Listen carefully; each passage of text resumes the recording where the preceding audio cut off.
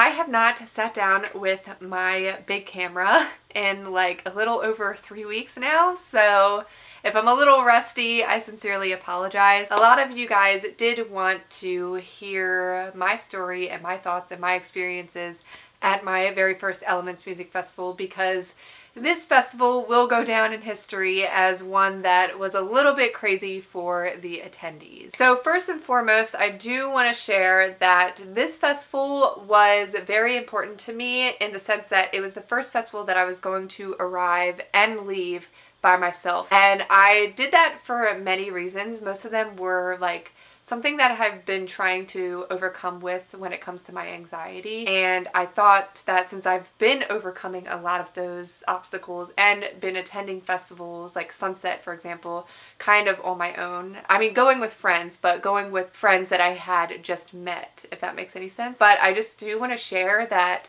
I was being very stubborn in the sense that I did want to arrive and leave the festival by myself for no other reasons other than my own like feelings and thoughts on how I've been feeling with my anxiety all my life. Lo and behold, of all times where I wanted to be stubborn in that regards, I picked probably one of the worst festivals to do so. To kind of give you a little background story or knowledge, I was planning on going with my friends Eleni, her boyfriend Joey, and a bunch of other people that she has known, and she had offered a spot for me to stay with her in a cabin, and they go to Elements every year. That's a key factor in this. A lot of the experiences that I was having or about to happen were kind of like at bay or kept at bay because I did go with people who knew Elements very well. With that being said, I also was going with my friend Emily. She had decided to get a ticket last minute. They all decided to go, and they're from my area, but because they had decided to go a little bit last minute, I didn't even plan on driving with them anyhow, and like I had said,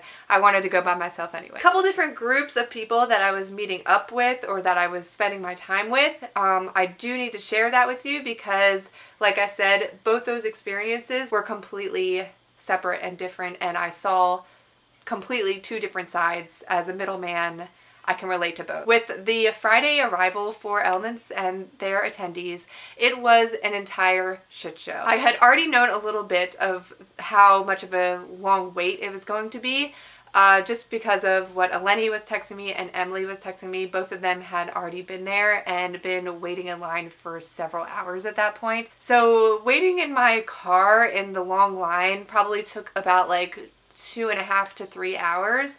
But I was already bracing myself for that. In fact, I had packed all my snacks. I honestly overpacked like heavily. So I just kind of was like eating and enjoying things. You do lose service, so that was a little hard. I couldn't listen to music or anything. I couldn't even sit on my phone really. But once again, there was like so much happening in line. Like people were coming out of their cars, people were getting mad, they were getting pissed off, that honestly it was kind of entertaining. And I had popcorn, so I was just sitting there eating the popcorn, watching all the drama unfold. What little service that I was able to gather, I was reading the Elements Facebook page, and a lot of people seemed to be very pissed off. I was seeing that people were being turned away. I was seeing that the hours were taking a long time. I was seeing that their parking lot got destroyed from the hurricane. I was seeing a bunch of different stuff. So finally, they pull me into a lot after like probably 2 hours and 30 minutes, I would say. Mud was a little bit intense, even where I was, and I was sliding a little bit. I luckily do have that little Bronco. I love that thing with all my heart. He's not little, he's big actually. So I'm protected in that regards. I do have a nice car, which once again, in turn, makes it a little bit different than someone who drives like a little tiny Honda Civic or something like that. I can't really say anything. I didn't have a bad experience, although I was slipping and sliding a little bit. I get into the parking lot, and it is a giant, lumpy, bumpy, grassy, muddy field. And immediately my thought process was like, how am I gonna haul my shit? I had overpacked, honestly, and I knew I had overpacked because, well, you could even see in the vlog, I couldn't even close my suitcase. I did not know that it would be carrying it for hours at a time, but regardless, I think I did overpack. So going back into it, I could change a little bit of that as well. So I'm starting to haul all my stuff over the lumpy, bumpy terrain, and it's already getting caught. My little cooler couldn't handle it. Like, I was struggling already physically, and it was only but 10 minutes that I was doing that, literally from my car to where I thought the shuttle was supposed to be. I get over to a large crowd of people, and I'm seeing everyone angry, shouting, screaming, fighting with each other. They're all tired, and they're saying they've been driving and waiting around for like 10 plus hours.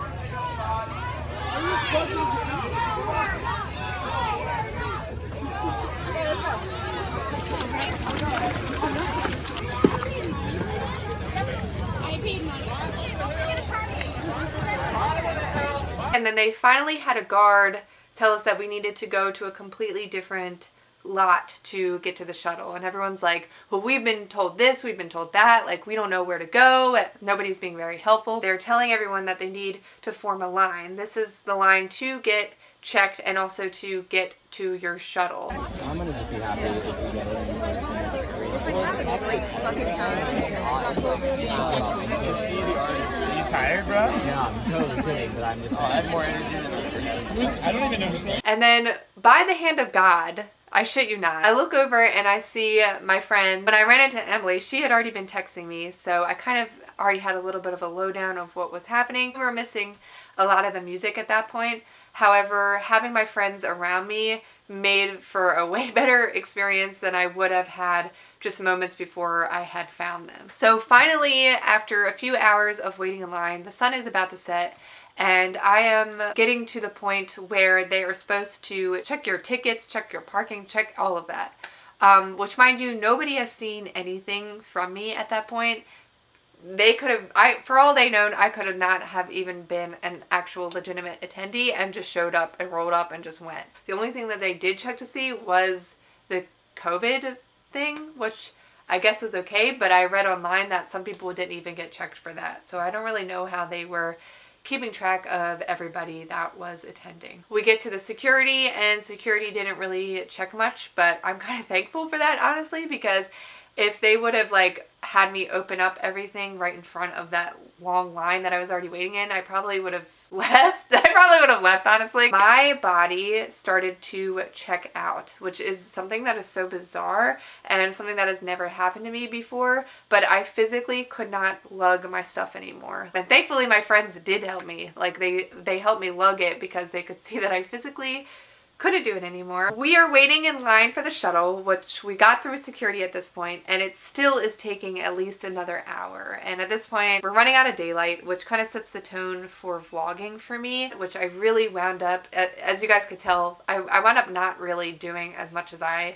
had wanted to when it came to my footage and when it came to taking pictures and getting content in general. I always wind up regretting every festival not taking enough footage, but for this one in particular, I had a lot of ideas planned and I didn't get to any of them, mainly because of that day. It just set the tone for me. I couldn't really get set up with all of my friends the way that I had originally planned and stuff like that. Honestly, a lot of it has to do with like expectations versus reality. I think like if everyone just went into it like with no expectations, things would probably be a lot smoother. Emily and Colin had went on one bus with our stuff, mind you. They put it in the Penske truck, and then the buses took them with it. But then Will and I had stayed back because they kept running out of buses. There was like 2 other buses that went before we could finally get on because people kept pushing and trying to get through and stuff. So when we finally got onto the bus, we were already like 15-20 minutes past when Emily and Colin had left. And immediately I was like, I'm going to lose my stuff now. Like all the stuff that I spent hours hauling and struggling with, I'm going to lose because they were going to unload it and I wasn't going to be there to grab it. I'm just sitting there with Will, and thank the Lord. So that like made it a little bit easier because he was like my comic relief basically, and I think we were both helping each other out. And luckily, Emily and Colin had waited on the side of the road, and they did remember what type of suitcases I had, but I did lose my cooler for a minute. And I knew right away that this was the honor system at this point. Like, I know nobody was going to take my stuff or steal anything. Like, I had good faith in that just because it was already such a shit show. I doubt anyone wanted to do that to anybody at that point in time. But I just couldn't find where it was. And there was like different sections of people's stuff that they must have like lost or like weren't coming to grab at that point. So I figured if I just like kind of searched around that area, I would find that. And after like 10 minutes, I did eventually find my cooler, and Colin had helped me too, which was I'm very thankful. It was dark at that point, so it's not like I could really explore the festival grounds. I didn't know where my cabin was. Like I had said, I arrived by myself. I was supposed to stay with my friends in the cabin, but I just happened to run into Emily and Colin and Will. So they were going to help me haul all my stuff to find where the cabins were. And Eleni was kind of trying to direct me where she was, but service was spotty, as you guys know, so it was kind of hard to find people once you lost them. We finally found the cabins, and things from there got a little bit easier. The people that I was actually staying with in the cabins have been Elements several years. And because of that, they kind of had already had a camping experience. They've already had dealt with all of that, weather related and all of that. So they knew that the cabin was the best experience to kind of put your money into and stuff. I think if I would have camped, I probably would have wound up leaving on Saturday like Emily and Colin and Will had done. When I had gotten there and kind of gotten relaxed a little bit, I did make it in time to see Walker and Royce, Rusco, and Grizz, which were the three that I was most concerned about seeing anyway. And then who else? Bob Moses we did see too, which was pretty good. My body was physically so exhausted that I wasn't able to really bring the energy, you know, but it still didn't matter because it was still a good time, and I was happy to be finally in the cabin and setting up and enjoying myself. I have also learned that Elements, because of Bonnaroo being canceled, had sold out quite a bit, like thousands more than they should have. In turn, made some of the experiences a lot more challenging. Friday and Saturday was a little bit rocky for most, especially for, I mean, even for me. I feel like my body was just like shut down. But then by Sunday, I was feeling a little bit more in my groove and a lot more like open-minded and ready to experience the music in the form that I had wanted to originally. I've been talking so long. I know this is going to be such a long-winded experience and answer, but I do just want to share everything that had happened to me in detail. It does break my heart a little bit to see so many people posting on the Facebook page and posting on their Instagram and slandering Elements. I do 100% think that they oversold it. I do 100% think that they did not have the means, like even the stages didn't even have the means to hold the amount of people that were there. But when a lot of people left, that was the most magical forest, great vibes. Desert Hearts blew my mind. I will never experience something like that at a dubstep or rhythm show. Like, that was something that I felt truly one with like the OGs of the house scene and the underground like UK drum and bass vibes, which is all something that I've been really trying to experiment and get into even more so this past year. Music is something that I'm truly very passionate for, and because of that, experiencing things in a whole new wave and whole new light is like, that's an opportunity that I would have never gotten if I didn't agree to go with Eleni and her group. And I am so thankful that they invited me and encouraged me to go and showed me the ropes of Elements. Because of that, what I'm about to say might surprise a lot based off of the experience that I just shared with you guys. But I would plan on going again if Elements did wind up happening again. I came for the music, and the music 100% delivered. That true party, the aspect of festival culture is like, it made me fall so in love with this like realm, this festival culture realm, because I like to celebrate and I like to dress up and I like to do all of that stuff, and that's kind of what got me into the EDM aspect of festivals. I would experience it again alone for the Desert Hearts back-to-back. That was fucking insane. And the music in general was like, everyone delivered. Another one of my favorites was the Sponges.